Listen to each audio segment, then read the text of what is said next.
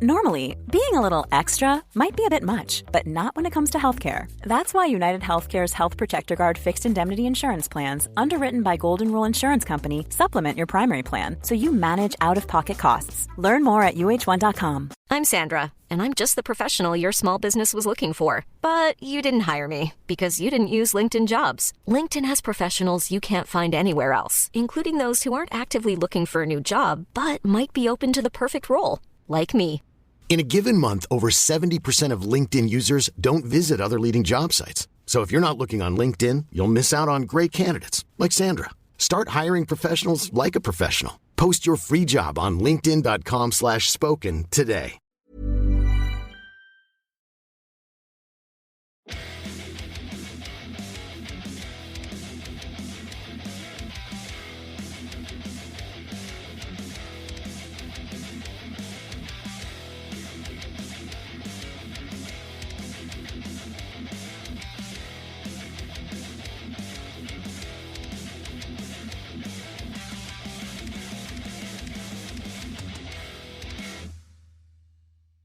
Hi guys, and welcome to this week's episode of Heavy Metal Tones with me, your podcast host Tony Evans. How you going out there, my heavy metal maniacs, my hard rocking amigos?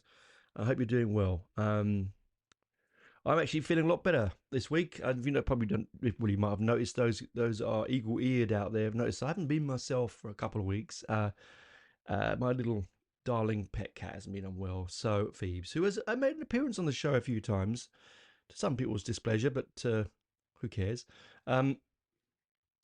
She's getting better. She's had a really tough month of March, and so we're coming through the woods now, which is really, really good. Anyway, this week's episode, we've been dabbling with all sorts of things the last couple of weeks. I really hope you enjoyed the one-off special I released on Friday last week with Rock Pit. Now, it's not for everyone, I know that, and I think I did actually lose a couple of listeners due to it. Well, you know, hey. You don't have to listen. This is a free thing. You're not paying for it. I don't want to do anything that's charging, because personally myself, I don't think I would quite give enough to charge you for it. I just love doing it. So if you listen, you listen. You listen, you don't. You don't listen, well, good luck to you. Anyway, back to a classic. This is a hidden gem, this album. This is one of those albums, one of those bands where I'm going to tell you right from the start, I only like this album from this band. Now, they've produced quite a few albums over the years, but this is my favourite one. I came to know about Stormwitch from my very good friend Benji, who's been on the show. Please go back to the episodes and listen to the ones we did on Sabaton and Anzac Day and all that sort of stuff. Those ones, the war-related podcast episodes. Please go back to listen to those. But yes, so he sort of got me onto it about 4 years, maybe 5 years ago now. Yeah, probably close to 5 years. Hang on. Hot drink of tea. About 5 years ago, and I'd never heard of them, and I thought I had a really good knowledge of this sort of stuff. But they're a German band, okay, and the album that we're going to be talking about is their eponymous first album. It's called Walpurgis Night. Okay, now, Walpurgis Night. We'll talk about that and what that means later on, but I'll just give you a quick rundown of the band. Now, this is from their Wikipedia page, because there's not a lot to find about the band, to be honest with you. So, Stormwitch was a German heavy metal band formed in, now I'm going to get this wrong, sorry, my lovely German listeners, Heidenheim in 1981. They've been called the Masters of Black Romantic by their fans. The band's song lyrics often focus on fantasy, occult, or historical themes, along with their contemporaries and countrymen Halloween. Over time, they have changed their sound from a Judas Priest-esque style of heavy metal to a more keyboard-based form of power metal. Now, I'm going to disagree with that one, and you'll find out why I disagree with that one, with the term Judas Priest-esque style music for this particular album. Anyway. Stormwitch was founded in the early 80s by childhood friends Harold Spengler, brackets, Lee Tarot, close brackets. And he's the one sort of mentioned on most of the lyric, sort of like the writer of the lyrics. Stefan Kaufmann, Steve Merchant, and Andy Muck, M-U-C-K, or Mook, if it's German, writing their first songs while they search for the final pieces of the band to play their live shows, including clubs and youth centres. The first lineup was completed by Peter Lang, or Peter Lancer, and Jürgen Wonneschwelz. Sorry, and again, I'm really going to Wonnenwetsch, W-E-T-S-C-H. Sorry about that, Jürgen. The first album, Walpurgis Night, released in 1984, was recorded using little post-production as possible to remain true to the sound they were trying to achieve. They did not use multi-track recording, and this is what I'm going to come to you later on when we talk about the album. Instead of recording the album straight through, which is something that I really love. I have to say, we'll come back to that in a second, but I like straight through track recording. Because I like the rawness. I've always liked lo-fi. I like really clean and polished, wonderful music, as I do. There's something beautiful about well-engineered, well-produced music. But there's also being a child of the punk generation and loving that sort of lo-fi, anyone can do DIY attitude. I quite like the idea of that you just play straight through. I mean, the Beatles played, for most of the part, played straight through. I know I'm going to get told otherwise by Beatle fans. I'm sure that's what they did. They played straight into their amps and recorded straight through to the desk. I don't think there was a lot of post-production done on the early records. Of course, on the later ones, I'm not going to talk about, I don't want to get myself look like an idiot, more than an idiot I already look like, Anyway, instead of recording the album, approximately a year later, they recorded the album Tales of Terror, which I of which the master tapes were supposed to be destroyed, only recently being re-recorded using original LP albums. The third album, Stranger Than Heaven, was released in 1986, followed by The Beauty and the Beast in 1987. In 1989, they released Eye of the Storm and Live in Budapest.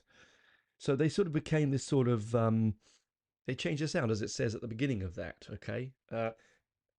This particular album, though, is not Judas Priest-esque. It's very lazy... very lazy writing that. Yes, Mr. Muck has... Mr. Muck sounds like a dirty Mr. Man, doesn't it? Sorry, Andy. Andy Aldrian, I suppose is called in other places to make it more anglicised. Anyway, Andy's vocals are, yes, they're Judas Priest-esque, but they're more, actually, if you really had a listen to the album and take some note, they sound a lot more like Paul Di'Anno. In fact, this could be, if you didn't know and you close your eyes, apart from some of the more sort of basic bass parts and the drumming being a little bit flat in the mix, you would think it was a Maiden album to some extent. If there's a track on it on the second side of the album, which is the second to last album called Excalibur, which is ridiculously like Maiden. But anyway, I digress. There's nothing wrong with that. When this album came out in 1984, a Number of the Beast came out in 81 was it? I did write it, 1982. So, they're going to get influences from somewhere. Now, you might say, how can a German band be new wave of British heavy metal? Now, I've had this conversation with you guys before, and I'm going to stand in my corner here. Yes, it can be. It may not be technically new wave of British heavy metal, but it's new wave of heavy metal. It's that new sound. And it's very hard and difficult to define that sound as it changed from year to year, from album to album, from band to band. Just like punk is very difficult to define. Just like new progressive rock is difficult to define. Just like, it's difficult. Lo-fi sounding, heavy blues-driven guitar, falsetto vocals, lyrics about witches and dragons, and using really interesting pieces of literature, i.e. Rime of the Ancient Mariner, Alexander the Great, to name a couple, to get to sort of intellectualize, I think, in some strange way. I think it was a pushback from the punk, the oi, spit you in the eye, simple lyric, even though I looked out over my glasses when I say this. There's no one point that the lyrics written by John Lydon were ever simple. Not that the Pistols was the only punk band, if you know what I mean, though. Same with the Stranglers, same with the Damned. They were very clever written pieces of music. But the perception of the music was that it was straightforward and bass. And I think a lot of these bands come through, don't fight against their progressive music love. They sort of they sort of hold on to it. In fact, I know that Maiden did, and Maiden still does, and then so they want to be a little bit more intellectual, but still at the same time rocking your ass off. Okay, so that's really new wave of British heavy metal in a nutshell. So you take away the British, and it's just new wave of metal, isn't it? So any country that it comes from, it's just you'll know it's going to sound a bit like that. Like punk itself came from two factions. You know, you got the New York style punk, which was more your fashion based elitist kind of set to one place scene, you know, New York or whatever. Whereas London's punk and drug related, was New York, London's punk scene was basic, or the UK's punk scene was about poor politicians, bad living conditions, poor education, no jobs. You know, living in a country that was fighting to basically put bread on its table, on its people's tables, shit on the streets, you know, mess everywhere, low wages and so on, union driven. So two different things, but the same kind, but sort of merged to become the same kind of sound. And I think this is what's happening with, you know, bands like Germany when they listen to new wave of British heavy metal, and like any other international countries that that wanted to sort of ape or copy the sound. It's not a copy as such. It's just joining in. I think, you know, it's just a matter of being part of the family as such. But like a lot of great bands, they sort of, for me, unlike Maiden and the sort of those sort of bands, they who got instant, almost instant exposure, being in the UK particularly, English being their first language, it was, you know, they sort of went into the stratosphere very quickly, well, quicker than most, and so they could have the luxury of making more and more records in the way they want to make it. So bands like Stormwitch, who sort of disappear into the annals of metal, who have a huge following in Germany, and as they should. They're a great band. As I said, I only like this one album, but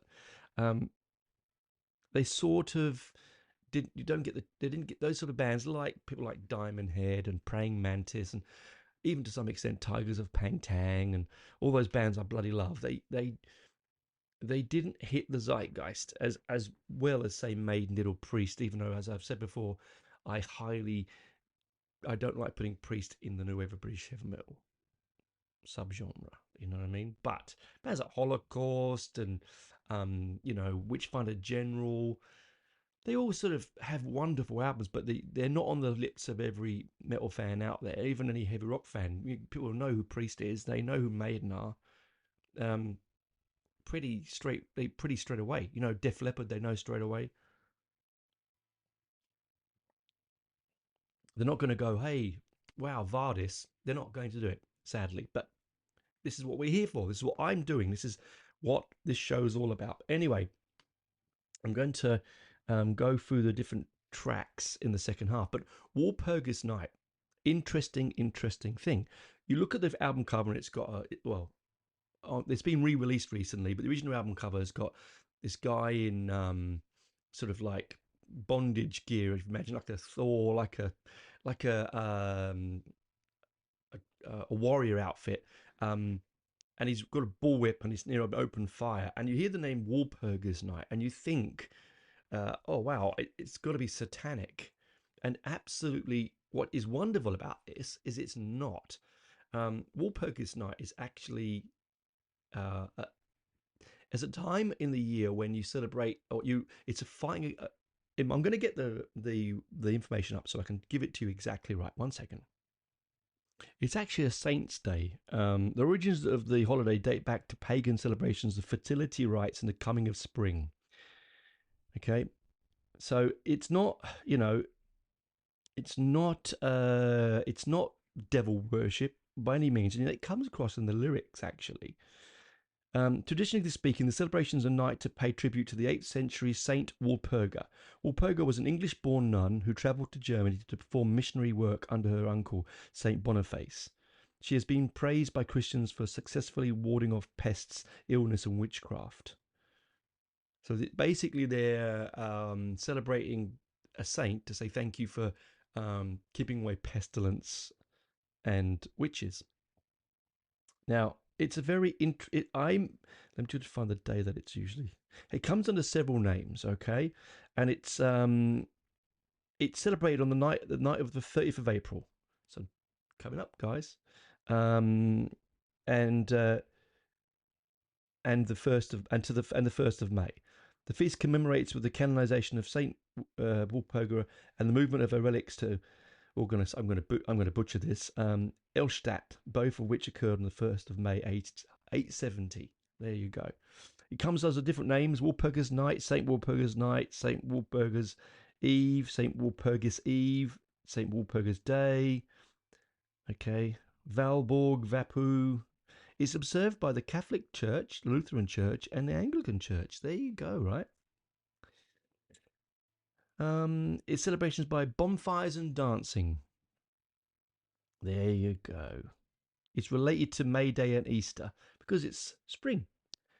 So I found that because when I first heard this album and I saw the cover, I figured, oh, okay, it's a sort of Number of the Beastie kind of typical, very popular back in between 81 to 85, of those sort of satanic. Before the Satanic Panic thing, very popular with the new wave of British heavy metal bands, sort of pretend Satanism, adding a dark side to their machismo, to their image, to be more sort of interesting and exciting. We all know that I'm Maiden, not devil worshippers, but hey, there are people out there when the album came out truly thought they were, and I'm sure people that picked up this album looked at the cover and went, "Oh man, I bet these aren't hardcore satanic black metalers from Norway. These are clearly educated Christian, probably Christian. I don't know. I shouldn't make that up. Interested in unusual imagery, and I would never heard of Saint Walpurgis as a saint. I'd never heard of that before. All right, so hey, you open your eyes to everything. So that's what the album is named on. The album itself has a variety of different themes, which I'll talk to you in the second half. Beautifully recorded, even for a lo-fi. It has such diverse mixture of techniques and of textures. It's very similar sounding all the way through. Yes, you do have the chunka gallop that you get with most of those sort of this era's albums, with the occasional guitar break, a little bit of drum break.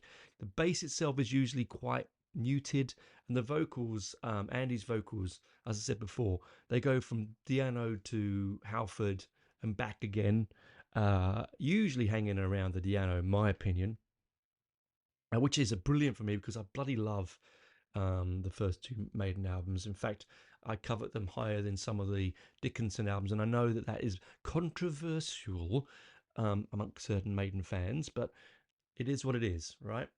You love what you love, and that's about it. Anyway, so going to come into the advert now, and I'll chat to you on the other side when we go track for track on this brilliant Lost album. Bye for now. A lot can happen in the next 3 years. Like a chatbot may be your new best friend. But what won't change? Needing health insurance. United Healthcare Tri-Term Medical Plans are available for these changing times. Underwritten by Golden Rule Insurance Company, they offer budget-friendly, flexible coverage for people who are in between jobs or missed open enrollment. The plans last nearly 3 years in some states, with access to a nationwide network of doctors and hospitals. So for whatever tomorrow brings, United Healthcare Tri-Term Medical Plans may be for you. Learn more at uh1.com. Ryan Reynolds here from Mint Mobile. With the price of just about everything going up during inflation, we thought we'd bring our prices down. So to help us, we brought in a reverse auctioneer, which is apparently a thing. Mint Mobile Unlimited Premium Wireless. How to get 30, 30, bit to get 30, bit to get 20, 20, 20, bit to get 20, 20, bit to get 15, 15, 15, 15, just $15 a month? Sold! Give it a try at mintmobile.com/switch. $45 up front for 3 months plus taxes and fees. Promo rate for new customers for limited time. Unlimited more than 40 gigabytes per month. Slows full terms at mintmobile.com.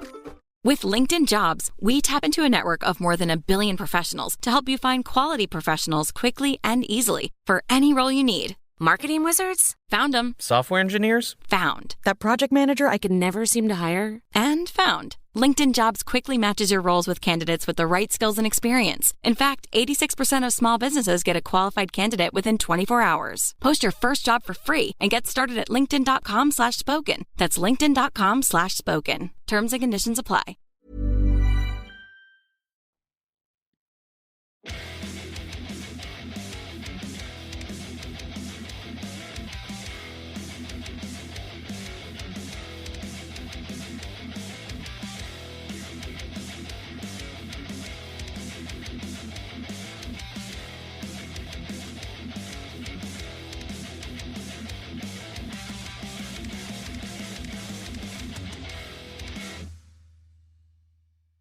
Welcome back to part 2. Thanks for coming back. If you have come back, wonderful. If you haven't, well, see you next time. You didn't hear this anyway. It doesn't matter. Talking to the wind. Anyway, bang my mic. Stormwitch's Walpurgis Night. So we know it's a fun mix of different types of concepts. Musically, it's very similar. It's when you listen to it, and I really do hope you do listen to it, because you can hear it on Spotify and iTunes and so on. I think you're going to really enjoy it. For those that are unsure if they like new wave of British heavy metal, there are a few people out there which I don't understand. I'm scratching my head as we speak because it makes me feel weird when I say it. But there's a people out there who don't enjoy it, though. Have a listen to this and see what you think, because it might draw you in. Particularly if you're a Maiden fan, and if you like Priest as well, you're going to love this album. Okay, so it starts off with Cave of Steenfell, Steenfell. I've tried finding it. I thought, is it a book? Is it? I don't know. I sort of got close to one I thought was an Isaac Asimov book, but that was just Caves of Steel. So I don't know quite. I'm not quite sure what it's about. I mean, lyrically, it really sort of a great opening song, because it's quite bouncy. It's got a brilliant middle eight guitar solo in it. But let me just see if I can find the lyric to it. 1 second. Stenfall, Soffoull, so not Fell. Here we go. See, it says, "Are you ready? All right. Once upon a time, thunder and lightning shook the sky. The sea roared up. The fisher's boat was thrown about. He found a cave that gave him shelter through the night. The sea is calmed. On its way, he heard a shout, a thundering voice that led him back into the cave. There he saw a light from an opening, a gleaming lake with gold from the ship named Camellan. It could be yours. Why don't you grab this thing? A thundering voice out of the sea." So Camellan. All right, let's do some live research. Camellan. All right. This is thrilling, isn't it? I'm on my Camellan. Let's have a look. Roman principle. Oh, okay. Okie Camellan. Roman. Oh, so it's like it must be to do with the Romans or something, because it says here. It's a Camellan. It's a Roman fort, like a force, like a tank. I'm not sure about that. But anyway, I just quickly Googled that, so I may have Googled that completely wrong. Lucky Camel Toe didn't come up, right? Anyway, great opening to this album. It really does sound straight off the bat. Please, tell me if I'm wrong, and I really would like you to come to my, pop over to YouTube where this is off and on every week, and you can leave notes, or you can leave notes on Spotify. You can come to my webpage. Well, I say my webpage, my Facebook page, and private message me. It sounds straight off the bat like Killers. Something from Killers. It really does. It feels epic, and I think that's the beauty of NWOBHM, isn't it? It's the epic feel of it. That, I don't know. Would teenagers now be listening to songs like this? I highly doubt it, to be honest with you, because I don't. And this is an indictment on the education system all over the world, and not just here in Australia, and I'm not in America, not just in England, all over the world. I think it's an indictment where 16-year-old kids are not going to be reading the classics most of the time, and if they are, they're not listening to heavy metal, right? Or they might be, but I highly doubt it. Anyway, move straight on to one of my favourites on this album, which is Priest of Evil. Now, Priest of Evil is right out of the Number of the Beast, Venom-esque, not like Venom musically, Venom lyrically. It's straight out of that songbook, right out of that gate. It's got a gallop. It's got a falsetto vocal that drops from Bruce to Rob, and Rob to Bruce, and back again. Andy, if you're listening to this, you ever hear this? This is not a derisionary thing. This is a compliment. It's very executed. It's got a melodic solo in it, and of course, it has the lyrics, the usual satanic imagery, right? I'll grab you the lyric. Where is mine? I put it somewhere. Where did I put it? Here we go. Oh, where did I put the lyrics for this song? Okay,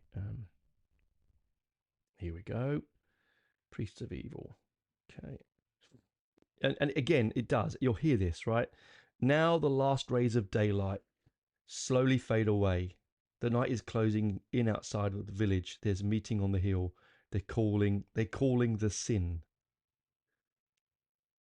Okay. Torches ablaze. The air is full of sulphur, yellow haze. Holy beast, they've come to celebrate your bloody feast. Priest of Evil adores the number 666. Priest of Evil, spit on every crucifix. Take the black chalk made of bone meal. Draw the evil pentagram. Satan will rise. Mix the fresh blood of a he-goat with ashes of a witch. Black sacrifice, Lord of Hell. See, they're basically just smashing in every sort of pagan satanic image they can in this song. Everything you've ever seen from when you've watched one of my favorite horror movies of all time, which is Hammer's The Devil Rides Out, was my father's favorite book, written by Dennis Wheatley. He loved reading Dennis Wheatley, and he used to read it to me, and that's never done anything wrong to me, is it? He says with a tick. No, I was a young boy and he read me Dennis Wheatley, and Devil Rides Out is one of my favourite books, and actually one of my favourite movies with Christopher Lee, one of Hammer's epics. Anyway, they just smashed every image they could in there, and they smashed it in with a really good piece of music. Take away the sort of the rather heavy-handed satanic imagery, and you get quite a fun, well-rounded. It is lo-fi, and you can feel the lo-fi in it. I like that. It feels like the drums are slightly mixed back. It doesn't have a real polished sound. There are bits missing, which I think that if they were to do it again now, it would ruin it, because it's like trying to record Never Mind the Bollocks now.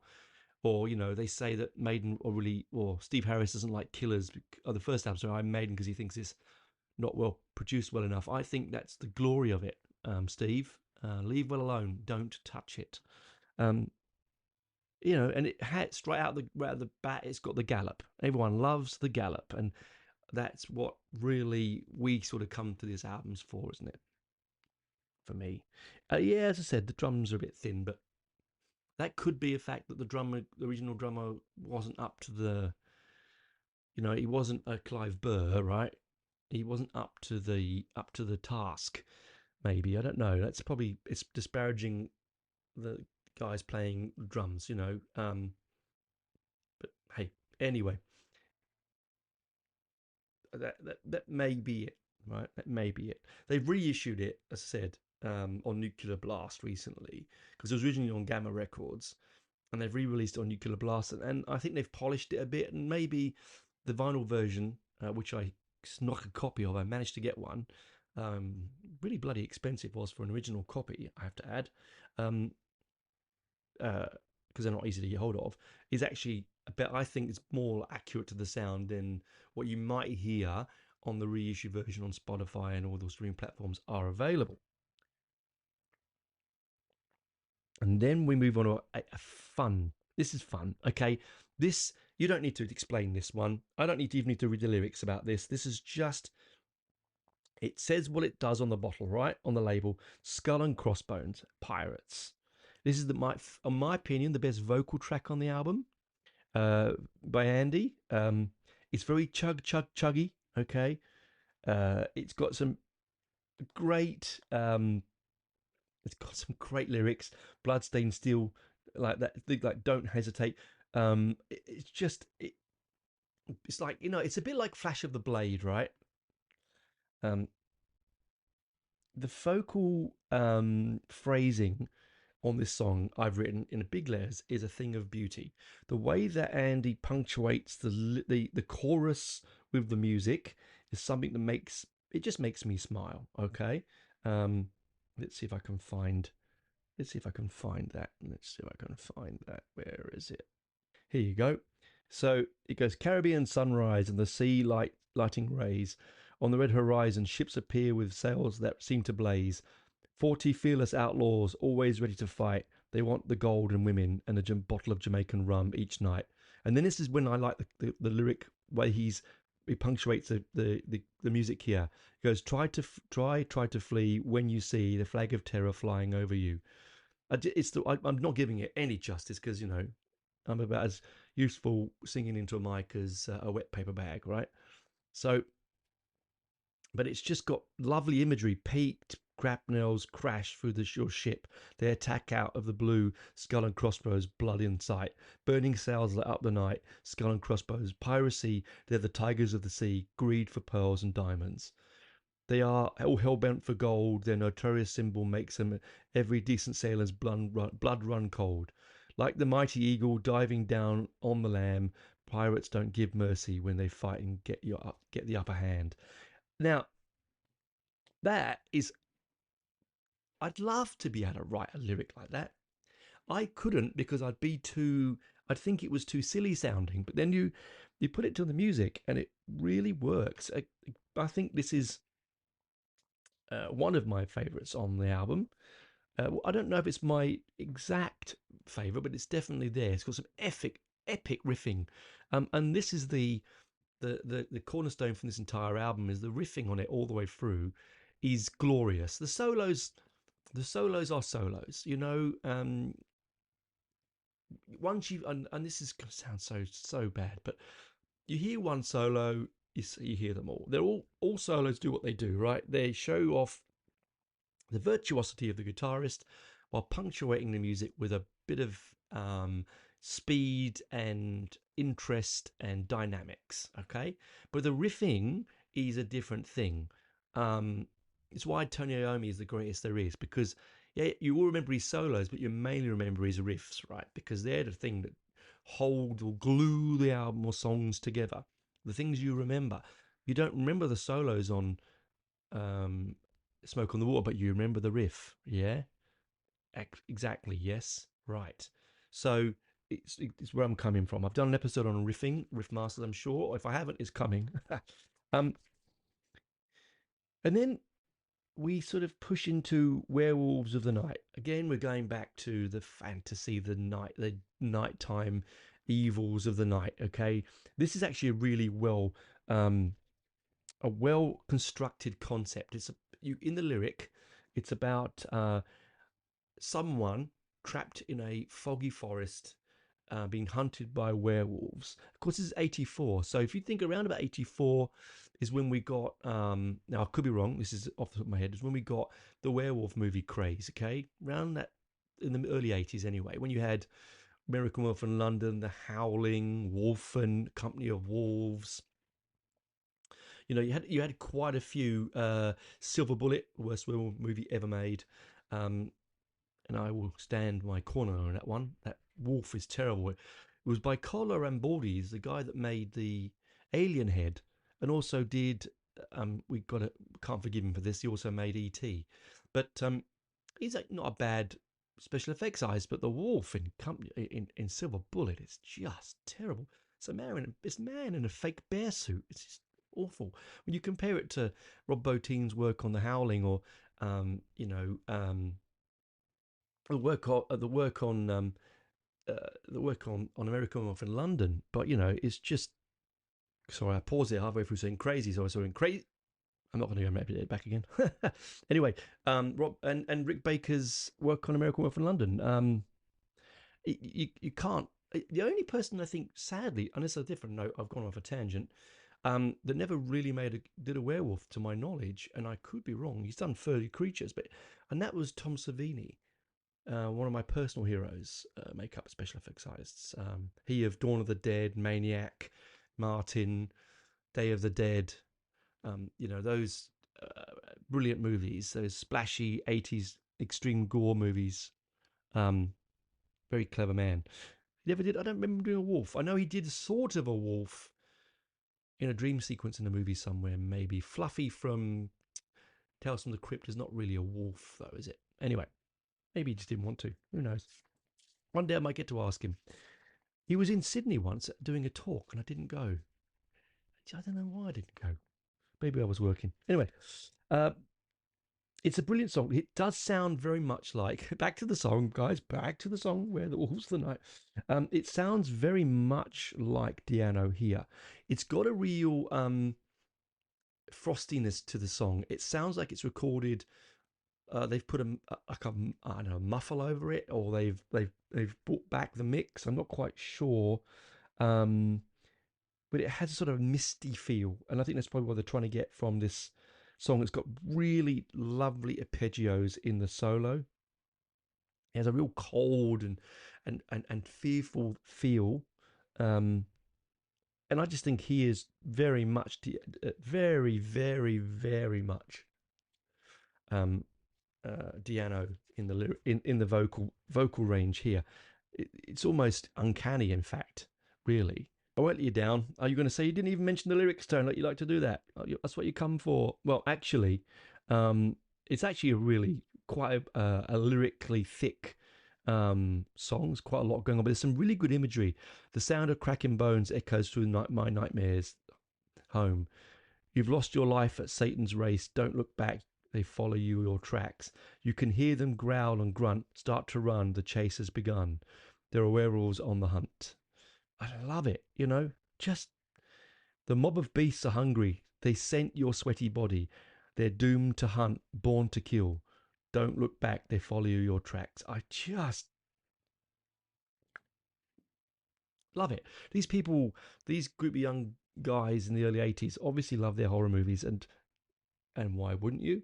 And so for me, they obviously got a bit onto the wolf craze. And it was, as I said, there was a lot of them. I've only mentioned the most famous ones, but there was a lot of wolf movies that came out in around the early 80s. Mainly first, as I said, started off with American Wolf in London. And interestingly enough about that one, Rob Bottin went on to make The Howling. He was working with Rick Baker as a work like an apprentice, and then he got the offered job to make The Howling at like 19 years of old. I mean, it's ridiculous.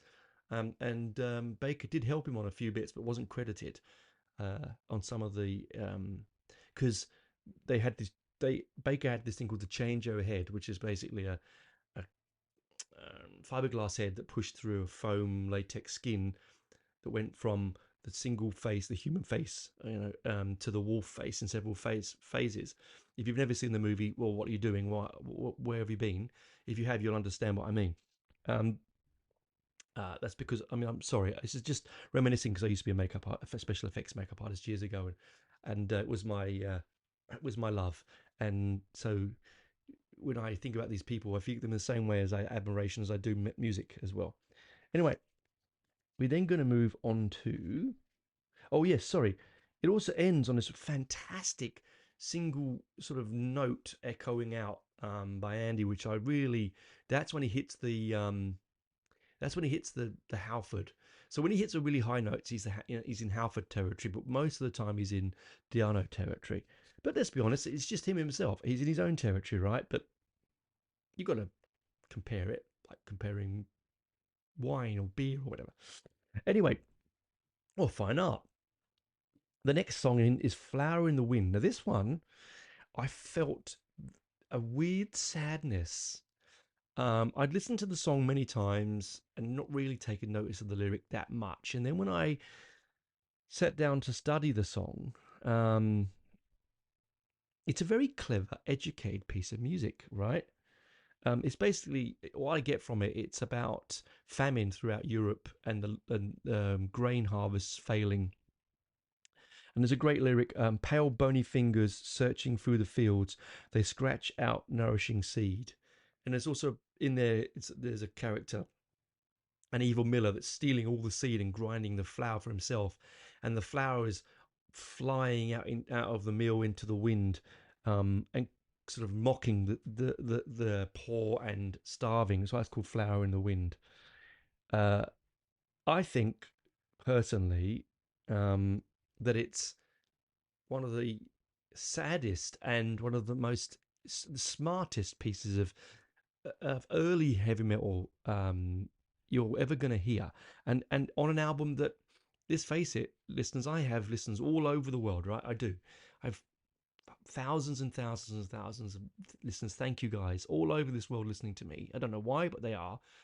I think a handful of them would know who this band is. A handful of them would know this album, and not many of them would put the album on and go to this track and think, let me have a listen to it and see what it's actually about. And it's a really smart, really intelligent piece of music.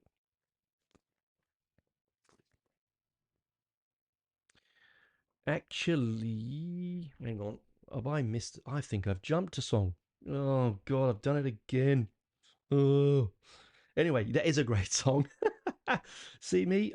My pages were stuck together. Yes. Okay. No, it's not. Yes, it is. After Werewolves in the Night, we actually get. Rewind that, guys. Forget what. Just imagine that bit moved forward slightly. I did a Tony. I did a HMT on your ass. The next song is Walpurgis Night, the title track. And I'm sure there's some people who love this album going, Tony, you've missed the title track. It was because when I was making notes, sometimes, as you can hear it, paper, they get stuck together. And I do the songs in order. And I flicked it across, and I must have just missed that piece of paper. So, Walpurgis Night. I've already mentioned what it's about. It at the beginning is actually a brilliant piece of music. It's actually the most bouncy and fun piece on the album. It's the song that will draw you in. It's one of the songs that was released. I don't think it was released as a single. It doesn't say if it was. I can't really find out enough information about it if it was or not. But it, title track mention. It's bouncy. It's fun. It's got crazy Rob Halford-esque falsetto vocals in it.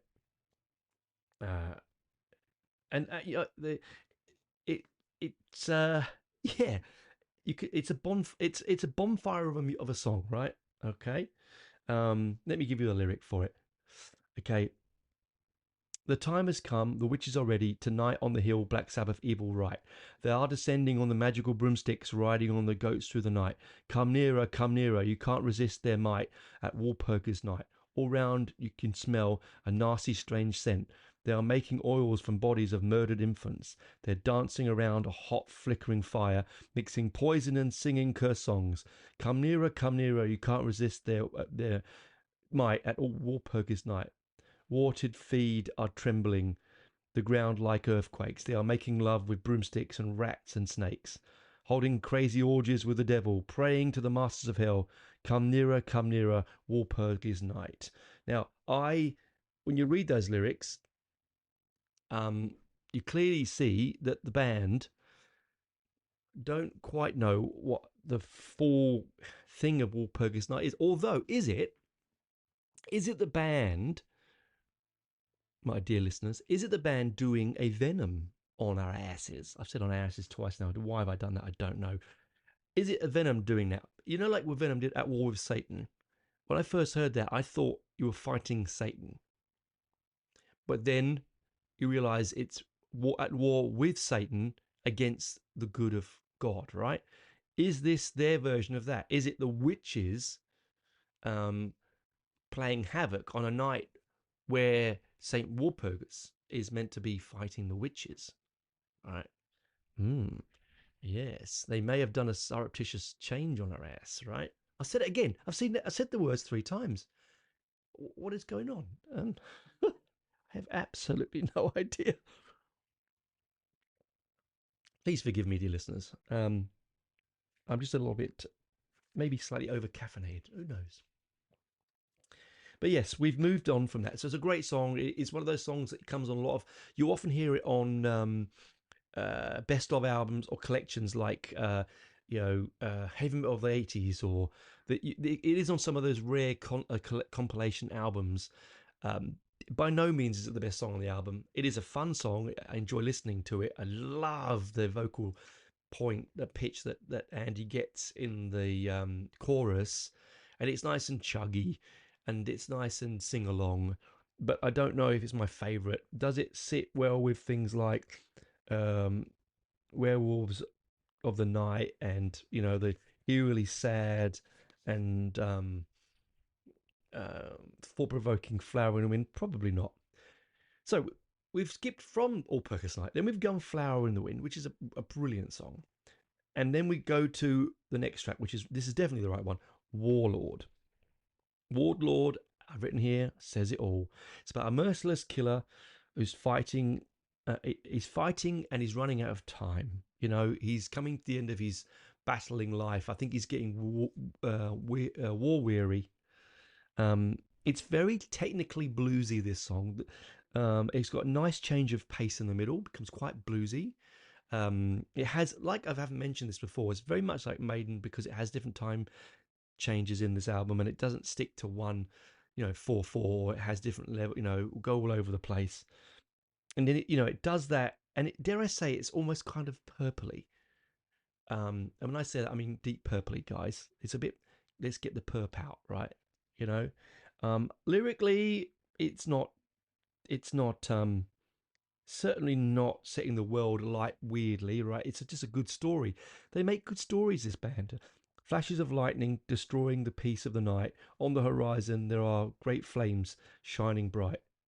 He's armed, he's ready and willing to stand and fight until the end. He's used to bloodshed and killing. Black Death is his best friend. Pain and torture, flames of slaughter, the smell of blood everywhere. Bleeding warriors, bloodstained armors, dying fighters. When the warrior's hot breath burns the air, he rules with terror. Mercy's a word he does not know. Where he stays, the stands of time are running low.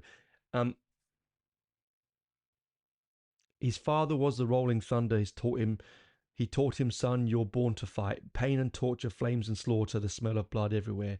Bleeding warriors, blood-stained armors, dying fighters, where the warrior's hot breath burns the air. So you can sort of see that he's coming. It's very Maiden-y, that term. I mean, not that you can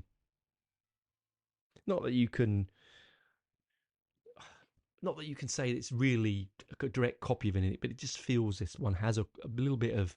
I've put Flash of the Blade on there as well, a little bit of the first couple of Maiden albums, certainly more the Bruce era than the Di'Anno era, but it certainly has that feel. It's actually typical of the genre. It's epic, it's fast-paced, it's violent, but without being so violent your mum and dad wouldn't let you listen to it, if you know what I mean. Enough to be rebellious, but not suddenly make you into a homicidal maniac, as some people think it did, which is also a load of bollocks, dare I say that, and for the American listeners, a load of crap. Really, really great song. The second side of this album is actually my favourite side. We move on to, oh my God, I keep saying it's Maidenly, but it is Excalibur. This is the obligatory instrumental that seemed to be on the case of a lot of early heavy metal albums of the early 80s. It really does. I put it on, I was listening to it, Transylvania. It's a very different thing to Transylvania, though, because it sort of changes time signatures quite dramatically, like on a 5-cent piece, like on a penny coin or a cent coin or a dime. It turns, right, and you've suddenly got this beautiful sort of. If you listen to Sabat's Dreamweaver, which I've talked about in episodes before, go back and listen. There's a piece of sort of acoustic guitar that Andy Sneap plays that this sounds like. Obviously, this was after that. It feels like Andy may have been influenced by this piece of music. It's actually really beautiful. And then suddenly, within a blink of an eye, it's back to a gallop, back to interesting, bouncy, solid rhythms. And there you go. There you have the obligatory standard, although this isn't standard, instrumental piece of music. And then we finish the album on Thunderland. Now, this one strays massively from its Maiden roots and goes influences and goes right into the world of Iron Maiden. Now, Judas Priest. Now, Iron Maiden never really wrote a song about. It did surreptitiously write songs about the family of heavy metal supporters and fans, right? If you want to think about Blood Brothers is sort of it, and Iron Maiden is sort of it, if you want to be obtuse. But they never really wrote a song like Priest did with, about metal warriors and the fans and, living for heavy metal. That sort of quite, it's a trope I never liked. It's a trope I still don't like. I don't like it's a little bit cringeworthy, right? It's a bit like some of the early 80s metal bands when they were over-sexualized lyrics, which I really don't like, and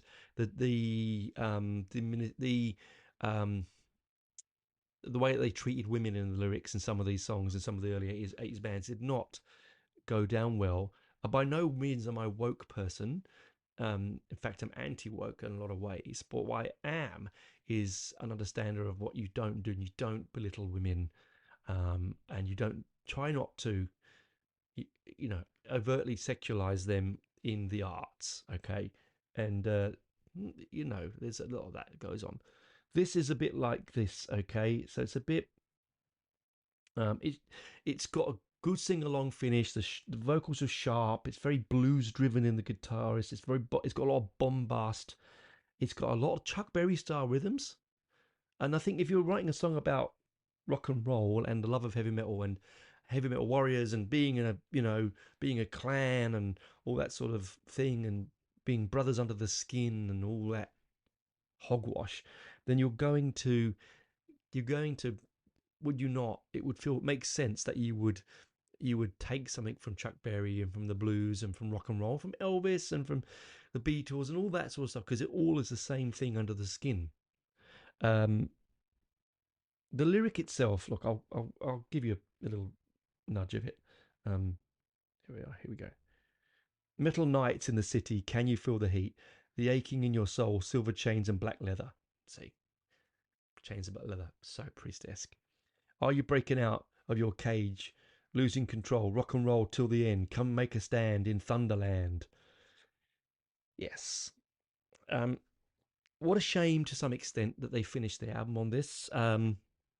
I'm being very petty here when I say this, because I actually really like the song and I like singing along to it, and it is fun. When you've it's maybe like Relief possibly, you've gone into some rather heavy imagery, some rather, heavy musical themes and techniques, and you finish on a sort of AC/DC style party song, and I don't mind that. if you're ending, your parting shot is that, all well and good. All right, I would have gone and put Thunderland, and then it ended with Excalibur, if it was me, or put Thunderland ending with Warlord, because it's a strong finish. I don't mind an instrumental finish, actually. I quite like an instrumental finish because it brings you down. You don't have to think about what the lyric or the the choruses and singing along, and just let it play over you. Now I know you listeners of this show, regular listeners, know I love my lyric. It's what I love most about music is what you can create with words within music. As I'm not a great musician, sort of an adequate bass player and even more adequate guitarist, less adequate guitarist, I like words, and so lyrics for me are really, really important. And I love that these bands feel free that they can do this, and that's why when they do use misogynistic imagery, it's one of the reasons why I'm not really. I mean, I sort of for a while enjoyed Steel Panther, but it's a one-trick pony and it's quite cringy, and I find it difficult.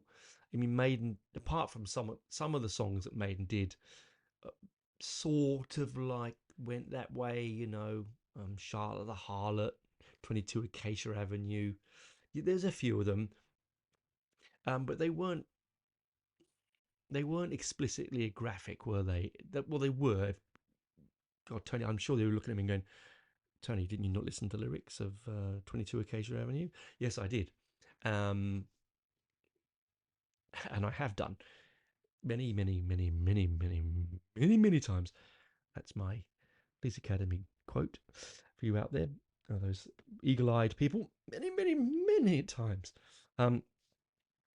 That's it for me. I should end on an instrumental, shouldn't I? Ease out of the show. I hope you enjoyed it. Please do go and listen to the album. Please come over to my Facebook page. Go on to whichever platform you listen to me on. Do give me a like and subscribe. Do give me a review. Rate my show. It helps other people see me. I get into charts all over the world. It's very weird. At the moment, I'm doing quite well in Finland and Ecuador. Who would have thought it? But yes, Stormwitch, Walpurgis Night. It's not what you think it is. And the order is not... that I got incorrect is now correct. Bloody sticky papers. Anyway, I could edit this, I could have edited it out and changed it, but where's the fun in that? I don't have too much time in my day to sit down and spend hours editing out all my issues. I started out, one of my game plans with this show, one of my underlying ethos was to never edit unless I had to. You got what you got. And I personally enjoy that. Sometimes I've had to, where I've said something inappropriate because of whatever's the case may be, or something vastly inaccurate. But who cares about accuracy? Let's just love rock and roll, man.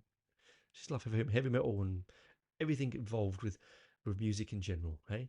Whatever form you love. You're over here with heavy metal tones, so clearly you like heavy metal, but there are other things you like as well. Anyway, that's me for now. I've hit my hour mark. I like to try and do an hour. Ciao, skis. Keep safe. And talk to you next week. Bye.